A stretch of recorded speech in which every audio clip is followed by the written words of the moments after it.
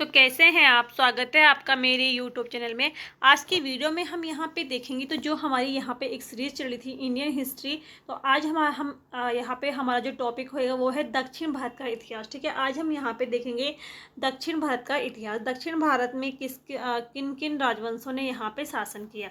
तो सबसे पहले देखते हैं जो दक्षिण भारत का इतिहास है, इसका जो शासन काल माना जाता है तो 100 ईस्वी से लेके इसको 1200 ईस्वी तक इसका शासनकाल माना जाता है। ठीक है, इसको यहाँ पे दो भागों में बांटा गया है। एक तो है यहाँ पे संगम काल, ठीक है, एक है संगम काल।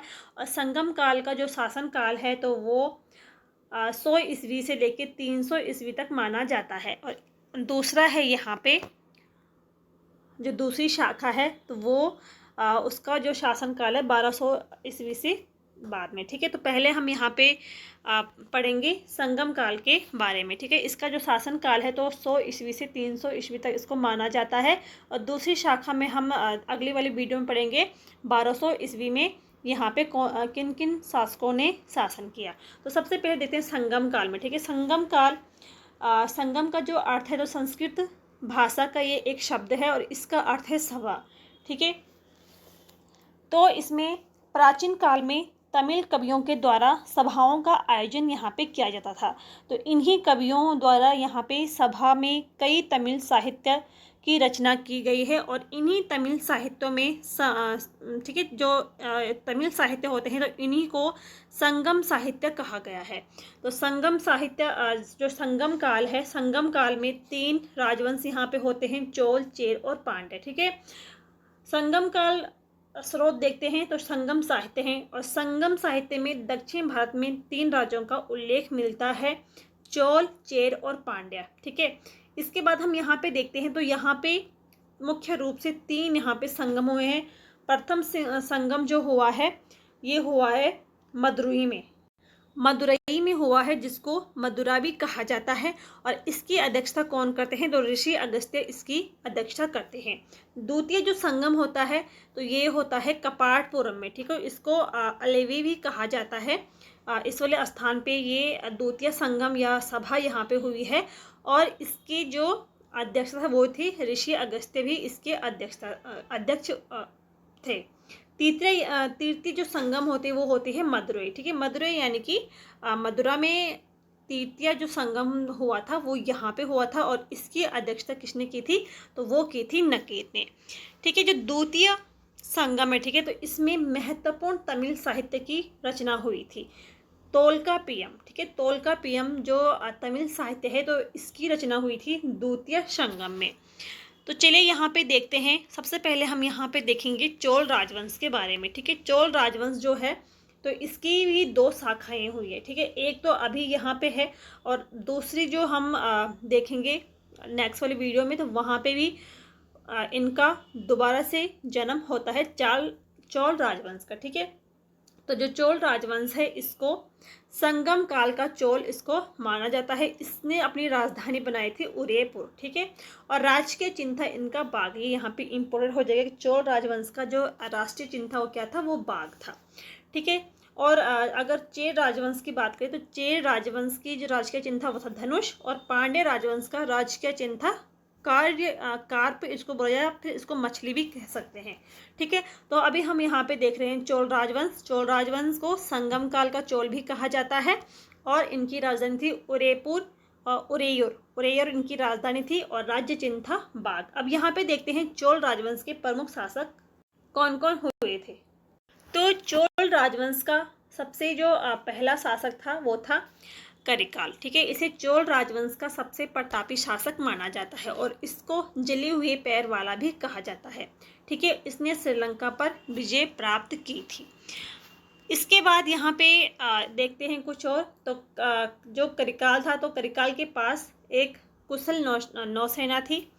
करिकाल ने कावेरी नदी पर बांध का निर्माण कराया था। ठीक है, 160 किलोमीटर बांध का निर्माण करवाया था और करिकाल ने एक नगर की स्थापना की थी, पुहारपतन। ठीक है, पुहारपतन कावेरी नदी के तट पर इन्होंने इस नगर की स्थापना की थी। इसके बाद जो करिकाल है, ठीक है, करिकाल का स्रोत यानी कि इनके बारे में हमें कहाँ से पता चलता है, तो एक तमिल साहित्य है शिल्पाधिकारम। ठीक है, तो शिल्पाधिकारम में करिकाल की बारे में हमें जानकारी मिलती है। इसके अलावा इसमें एक उल्लेख है कि करिकाल की एक पुत्री थी, ठीक है, जिसका नाम था आदि नंदी, और इसका विवाह होता है अंदन अंदी से, ठीक है, जो कि चेल राजकुमार होता है। ठीक है, चेल राजवंश का राजकुमार होता है। और इसमें माना गया है कि इसकी मृत्यु होती है कावेरी नदी में डूबकर, इसकी मृत्यु हो जाती है।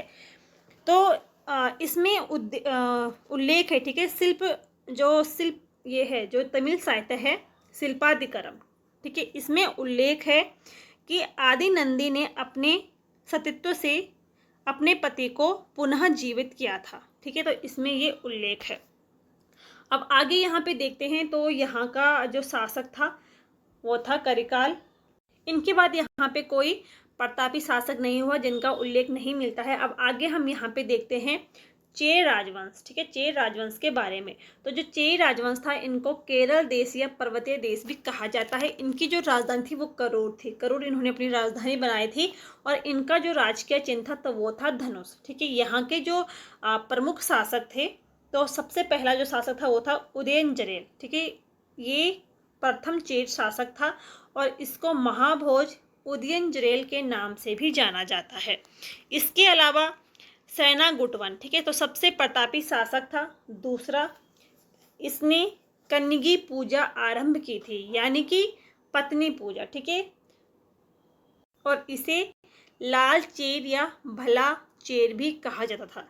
ठीक है, तो ये यहाँ पे इम्पोर्टेंट हो जाएगा कि इसने कन्यगी पूजा आरंभ की थी, यानी कि पत्नी पूजा इसने आरंभ की थी। तो चेर राजवंश का जो प्रतापी शासक होता है वो उदयनजरेल होता है। तो यहाँ पे भी चेर राजवंश के बारे में ज़्यादा जानकारी नहीं है। जो यहाँ पे इम्पोर्टेंट थे वो हमने यहाँ पे देख ले हैं। अब आगे हम यहाँ पे देखेंगे पांड्य राजवंश के बारे में। पांड्य राजवंश, ठीक है, पांड्य राजवंश तो माना जाता है कि यह राज्य मोतियों के लिए प्रसिद्ध था। ठीक है, जो पांड्य राजवंश की राजधानी थी, तो इन्होंने अपनी राजधानी मदुरई बनाई थी, और इनका जो राज्य का चिन्ह था कार्प या मछली भी कह सकते हैं, तो इनका ये राज्य चिन्ह था।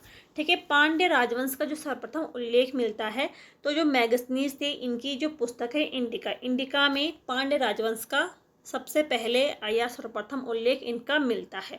अब यहाँ पे देखते हैं पांड्य राजवंश के जो प्रमुख शासक थे, तो पहला था यहाँ पे नेडियोन। ठीक है, इसने समुद्र पूजा आरंभ की थी, तो ये यहाँ पे इम्पोर्टेंट हो जाएगा कि नेडियोन ने समुद्र पूजा आरंभ की थी। अगला शासक था पलसामी मुदडुमी। ठीक है, तो पांड्य वंश का प्रथम ऐतिहासिक शासक इसको माना जाता है। और तीसरा यहाँ पे जो शासक था वो था नेडुजेलियन। ठीक है, तो पांड्य राजवंश का प्रसिद्ध और शक्तिशाली शासक इसको माना गया है, और इसने एक युद्ध किया था। ठीक है, तलिया लंगानम। ठीक है, तलिया लंगानम, ये इसने युद्ध किया था, और इस युद्ध में इसने चोल व चेर शासकों व उनके 5 मित्र सामंतों को यहाँ पे पराजित किया था।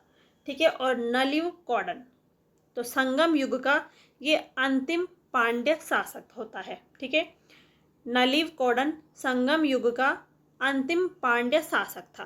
तो यहाँ पे जो पांड्य शासक होते हैं, इतने ही यहाँ पे जो इम्पोर्टेंट थे, इनके बारे में हमने यहाँ पे देखा। तो इनके बारे में और कोई ऐसी ऐतिहासिक घटनाएं नहीं हुई हैं जिनका यहाँ पे उल्लेख मिलता होगा।